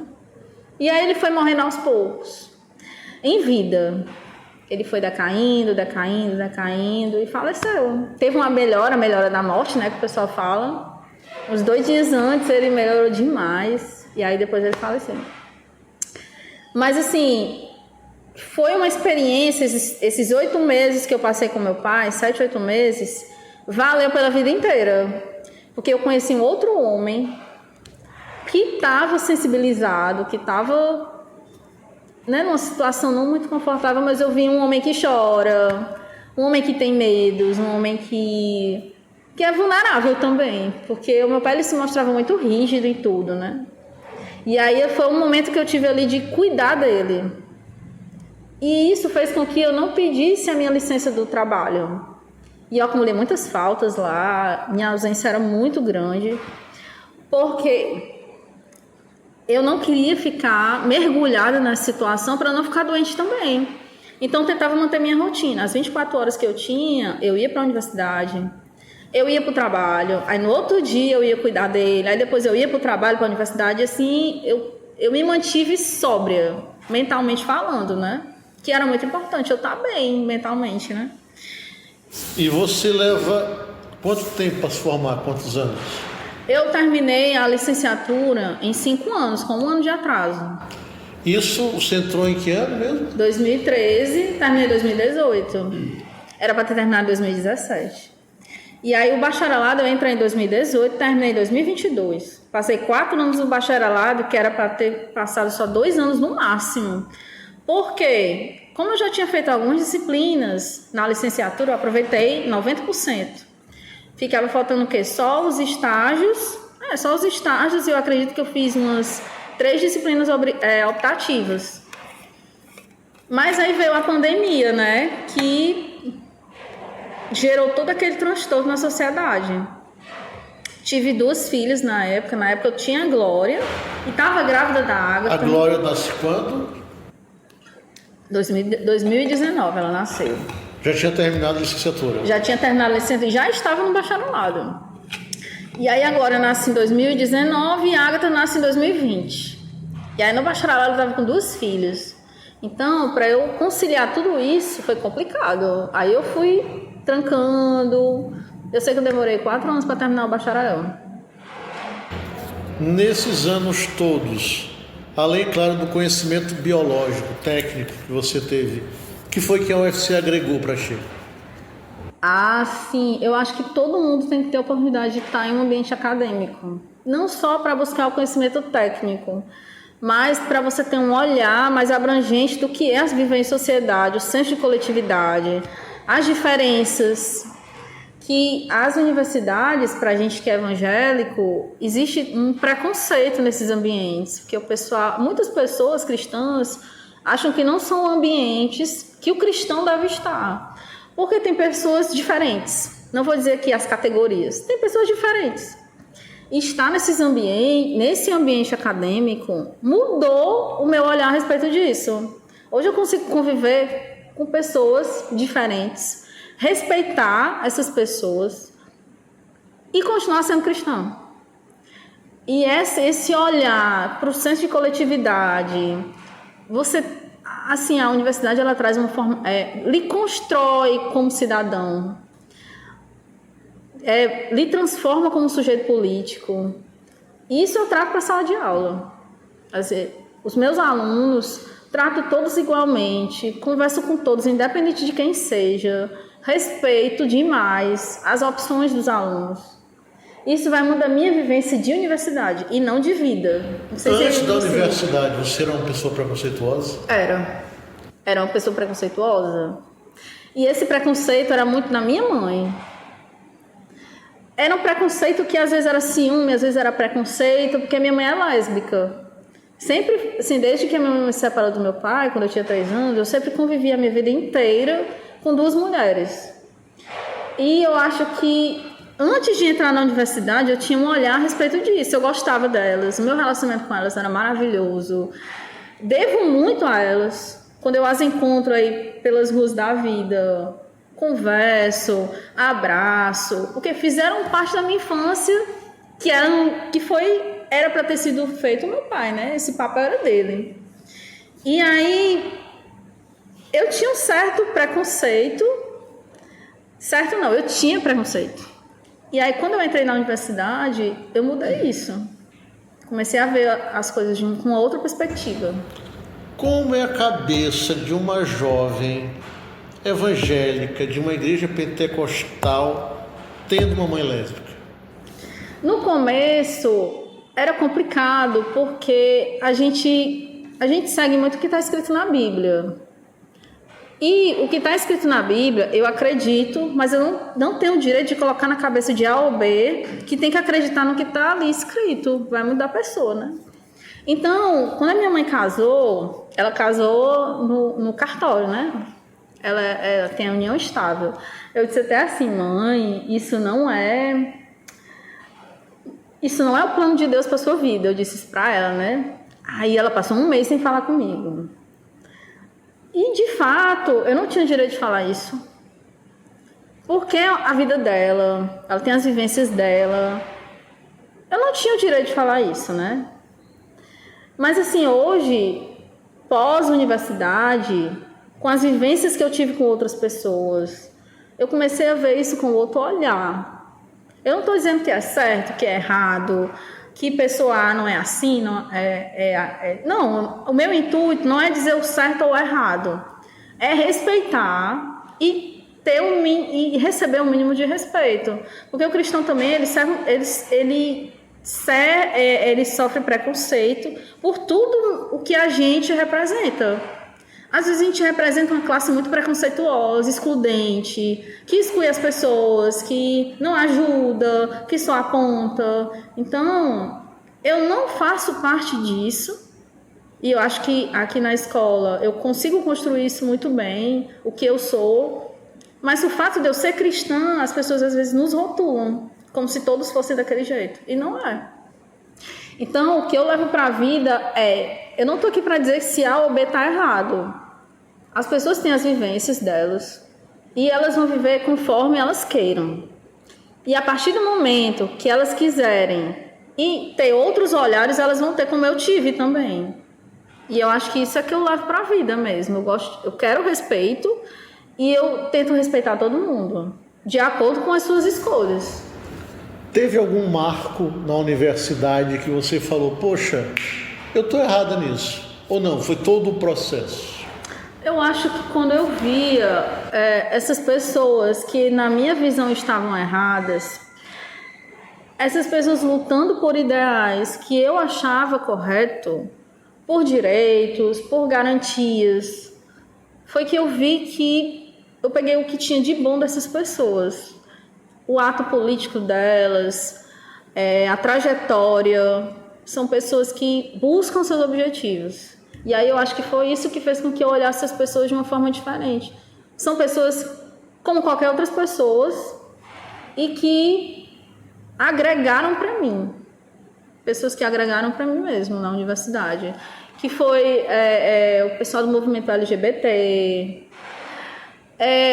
os negros, que na universidade tem muito, né? Na época que eu estava na universidade, tinha muito aluno que vinha da África. E foram as pessoas que eu tive vivências. Quando a gente ia para aula de campo, a gente ficava muito junto ali, né?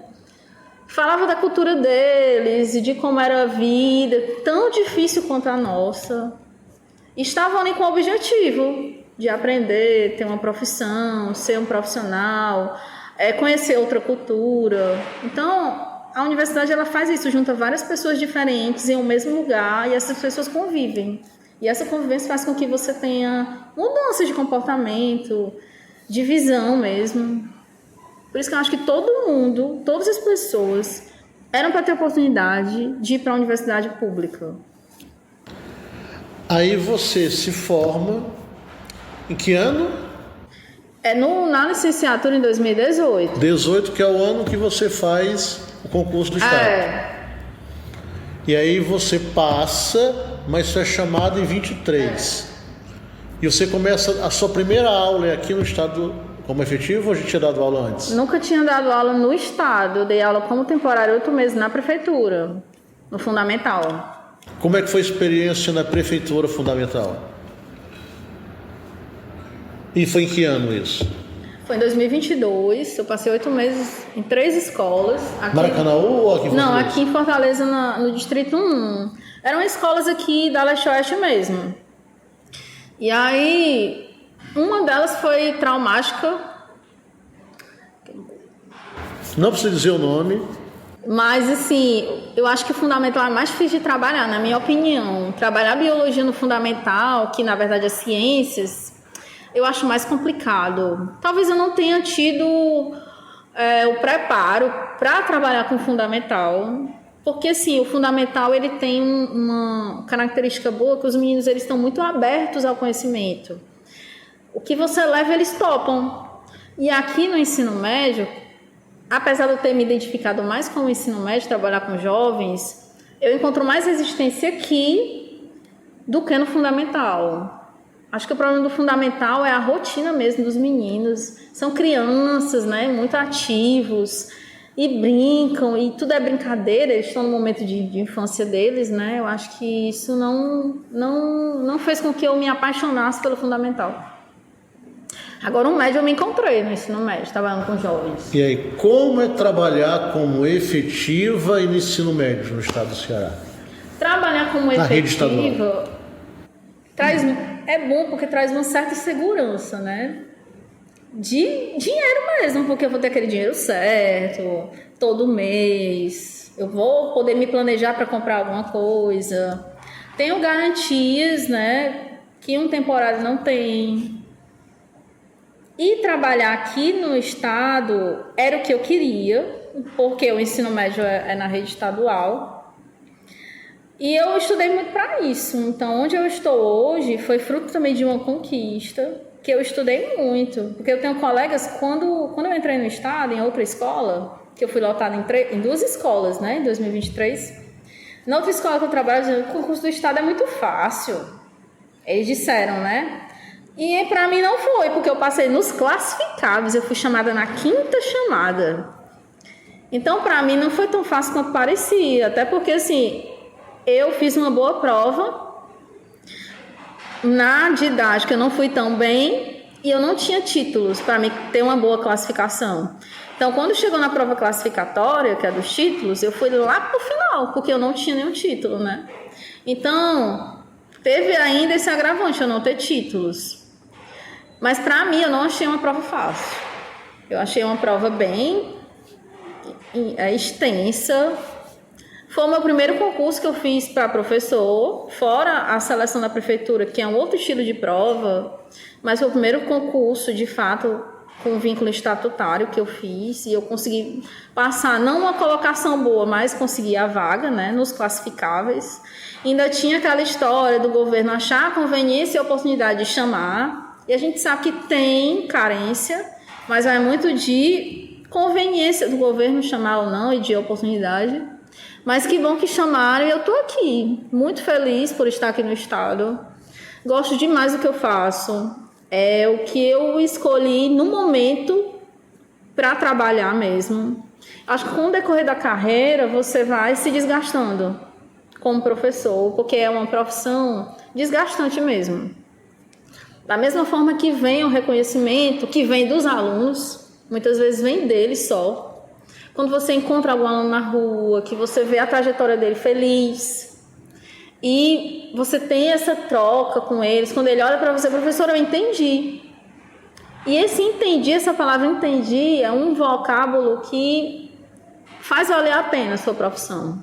Mas ainda não é o que eu quero para a vida. O que eu quero para a vida é... Eu tentei um concurso do IF em 2021, para a disciplina de bioquímica e biologia molecular, que eu gosto muito. Na época, eu tive dificuldade de estudo e para mim foi um resultado muito bom, meu resultado. Porque eu tinha 2 filhas, estava no bacharelado e estava estudando para concurso. E aí eu aproveitava o tempo que elas dormiam, tanto de dia, elas dormiam à tarde e à noite. E quando meu esposo estava em casa, quando ele estava de folga, ele tomava de conta, né, dos afazeres para que eu pudesse estudar. Eu tenho 2 objetivos, ou passar no IF, ou passar na perícia forense aqui do estado do Ceará. No IF, era uma vaga, eu lembro que em 2021 teve esse concurso, era uma vaga, e tinha, se eu não me engano, 680 inscritos. E no final, eles iam chamar até 5 pessoas. Era uma vaga e 4 de reserva. E eu fiquei em 18º. Então, foi uma prova difícil. Foi uma prova muito difícil, porque biologia molecular é complicado. E eu acho que para mim, enquanto mãe, enquanto estudante, concurseira na época, eu disse assim, rapaz, se tu se esforçar mais um pouquinho, vai dar certo o próximo. E é o que eu estou buscando, né? Entrei no mestrado para que quando vier eu estudar mais e conseguir uma boa colocação e entrar. E aí também eu fiz em 2021 também o concurso da perícia forense, mas não tinha vagas para biólogo. Só tinha vagas, se eu quisesse entrar, eu ia entrar num cargo que era auxiliar de perícia, que nesse cargo podia entrar pessoas com áreas diversas. Era um cargo que exigia só nível superior. E aí eu lembro que quando eu fiz essa prova, eu já não fui tão bem colocada. Acho que era 30 vagas, eu fiquei em 150, 180. Não fui muito bem. Mas serviu de experiência para que no próximo concurso eu consiga e faça. Mas eu tenho esses 2 objetivos de vida: ou passar no IF ou ir para a perícia forense, que eu acho muito massa essa parte de perícia, tanto investigativa como a médica. Eu acho muito legal. Fala agora do teu mestrado. Aí eu entrei no estado, né? Tive um incentivo muito bom da nossa diretora, Fabíola, que sempre vinha ali com a sementinha e dizia, Daiane, isso aqui é um laboratório. Isso aqui é um laboratório, aproveite a oportunidade. E às vezes ela chegava, você tem que se qualificar. E não só a mim, né? Mas na sala dos professores, ela às vezes lançava assim, algum comentário sobre títulos, qualificação, né? E ela era mestranda na época. E aí eu só para fazer o mestrado. Aí eu tive que me alinhar, né, com meu esposo para que eles pudessem ficar com as meninas, para que eu me dedicasse. Obrigado, Chaguinha.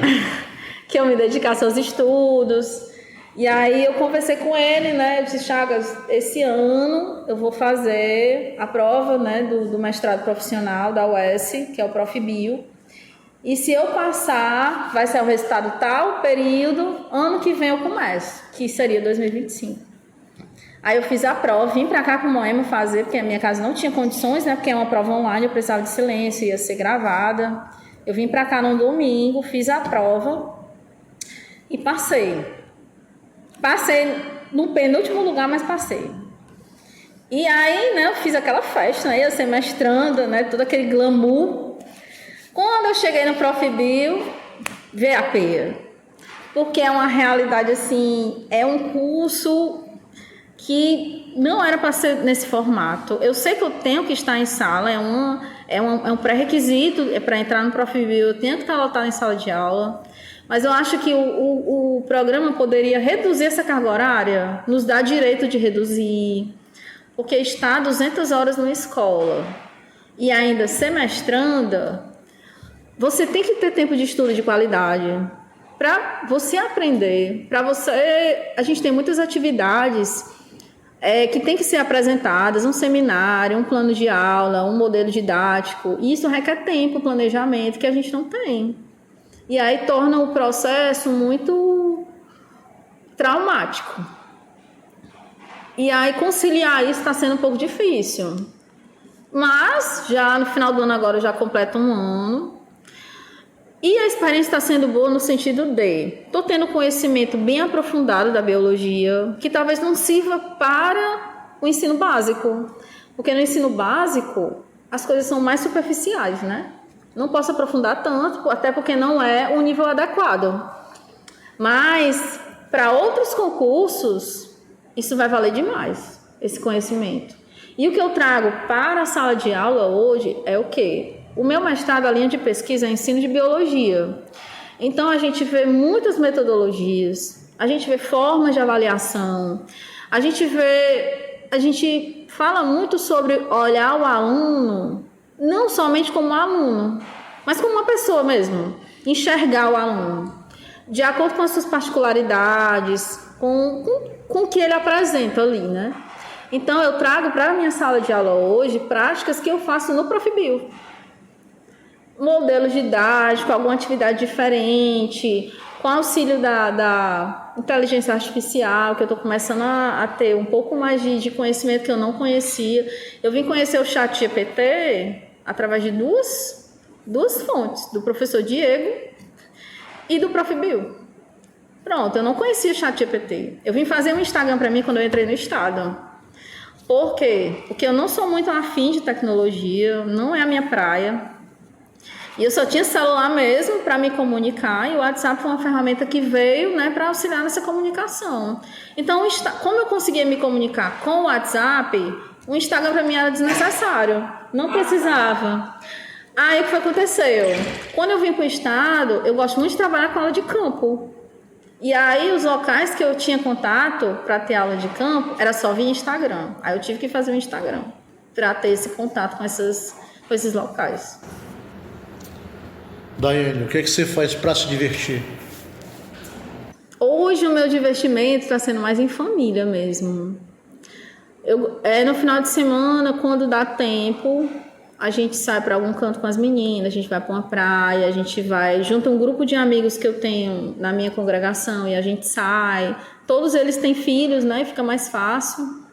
A gente vai para a pracinha com as meninas, pro parquinho, leva bicicleta, leva patinete, eu levo meu patins, brinco com elas. A gente tem passeios mais familiares hoje em dia. De vínculos, assim, que agreguem, que a gente consiga construir vínculos, que é ok.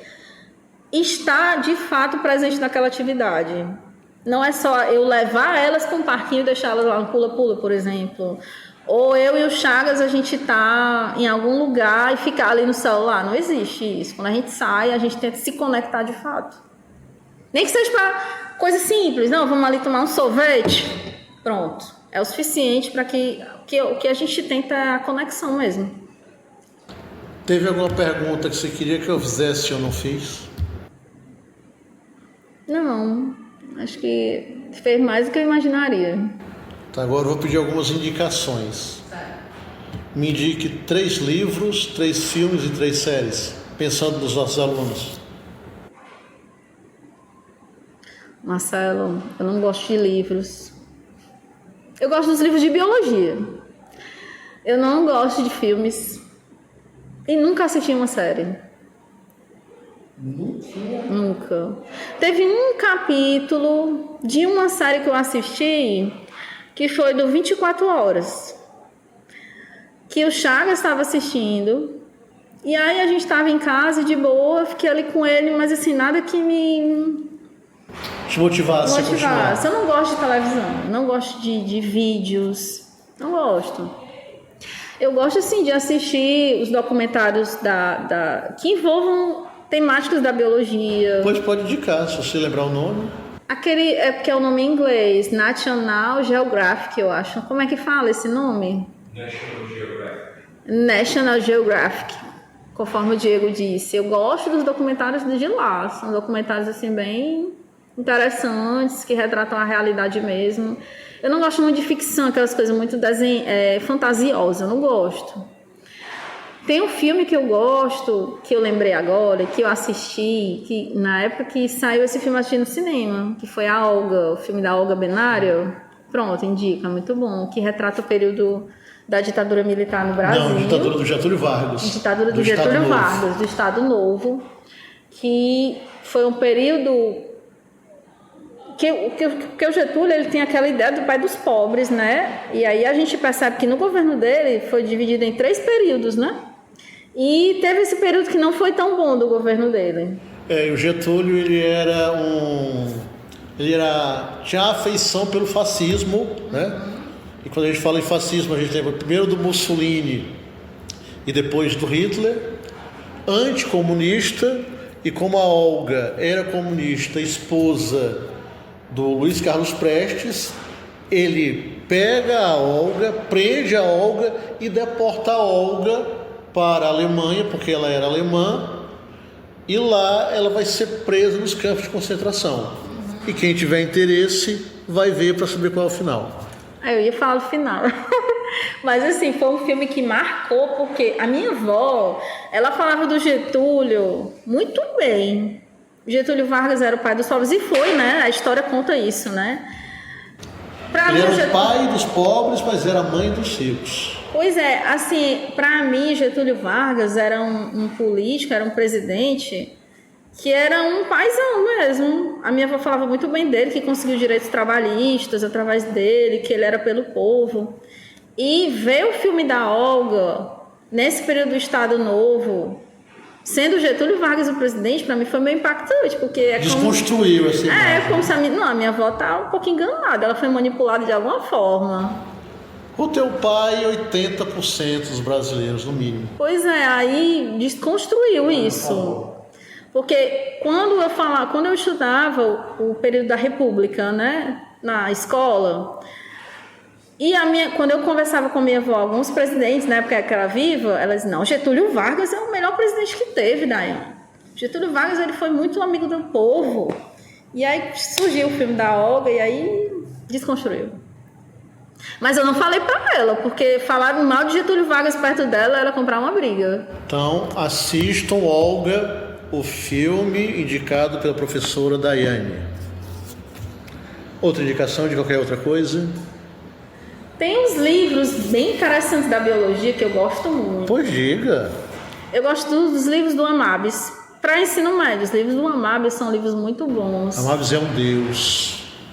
São livros assim que ele traz uma narrativa muito explicativa, uma explicação muito clara daquele assunto, traz imagens. É uma indicação muito boa para quem está estudando, vai fazer vestibulares ou provas, né? Qualquer prova aqui na escola. Eu me baseio muito nos livros do Amabis. E também tem uns livros bem interessantes. Eu gosto muito dessa parte de fisiologia. Eu gosto muito de estudar o corpo, entender, e bioquímica também. Quem se interessar, é um livro bem extenso, mas ele traz... Quem gostar de DNA, por exemplo, do estudo do DNA, da informação genética, tem um livro muito bom, Princípios de Bioquímica, que também é muito bom. Deixa eu ver outro. Acho que só. Até agora que eu tô lembrando aqui só. Tem uns canais na internet, vou fazer uma propaganda aqui. Tem uma página no Instagram, o nome do professor é Aclerton, que eu uso muito nas minhas aulas aqui no Moema, porque eles trazem informações do dia a dia e coloca sempre uma charge, uma figurinha, coloca um vídeo que traz o que eu estou utilizando em sala, e sempre antes de iniciar uma aula eu coloco essa postagem desse colega, que o nome dele é Aclerton, que tem uma página do Instagram só sobre fisiologia humana e farmacologia, né? Que é o estudo dos medicamentos, como é que eles se comportam no nosso corpo. E não é só para superior. A página dele é para superior, mas a linguagem que ele traz, o formato das imagens, a edição, os vídeos, os meninos aqui conseguem ler, assim, interpretar perfeitamente. Alguma indicação de um canal do YouTube? Canal do YouTube... Não, tem alguns professores que são bem, assim, bem conhecidos, que eu não vou citar aqui. Mas eu acho que eles ainda não trazem aquilo que eu acho interessante. Trazem muito a biologia como se fosse uma brincadeira, uma aula de brincadeira, não sei. Não indico não, nenhum não. Tem um que mais eu indico para superior, que talvez seja muito extenso para os meninos, né? Mas para médio, não. Eu tenho uns aqui em mente, mas eu não indico. Professora Daiane, muito obrigado pela conversa.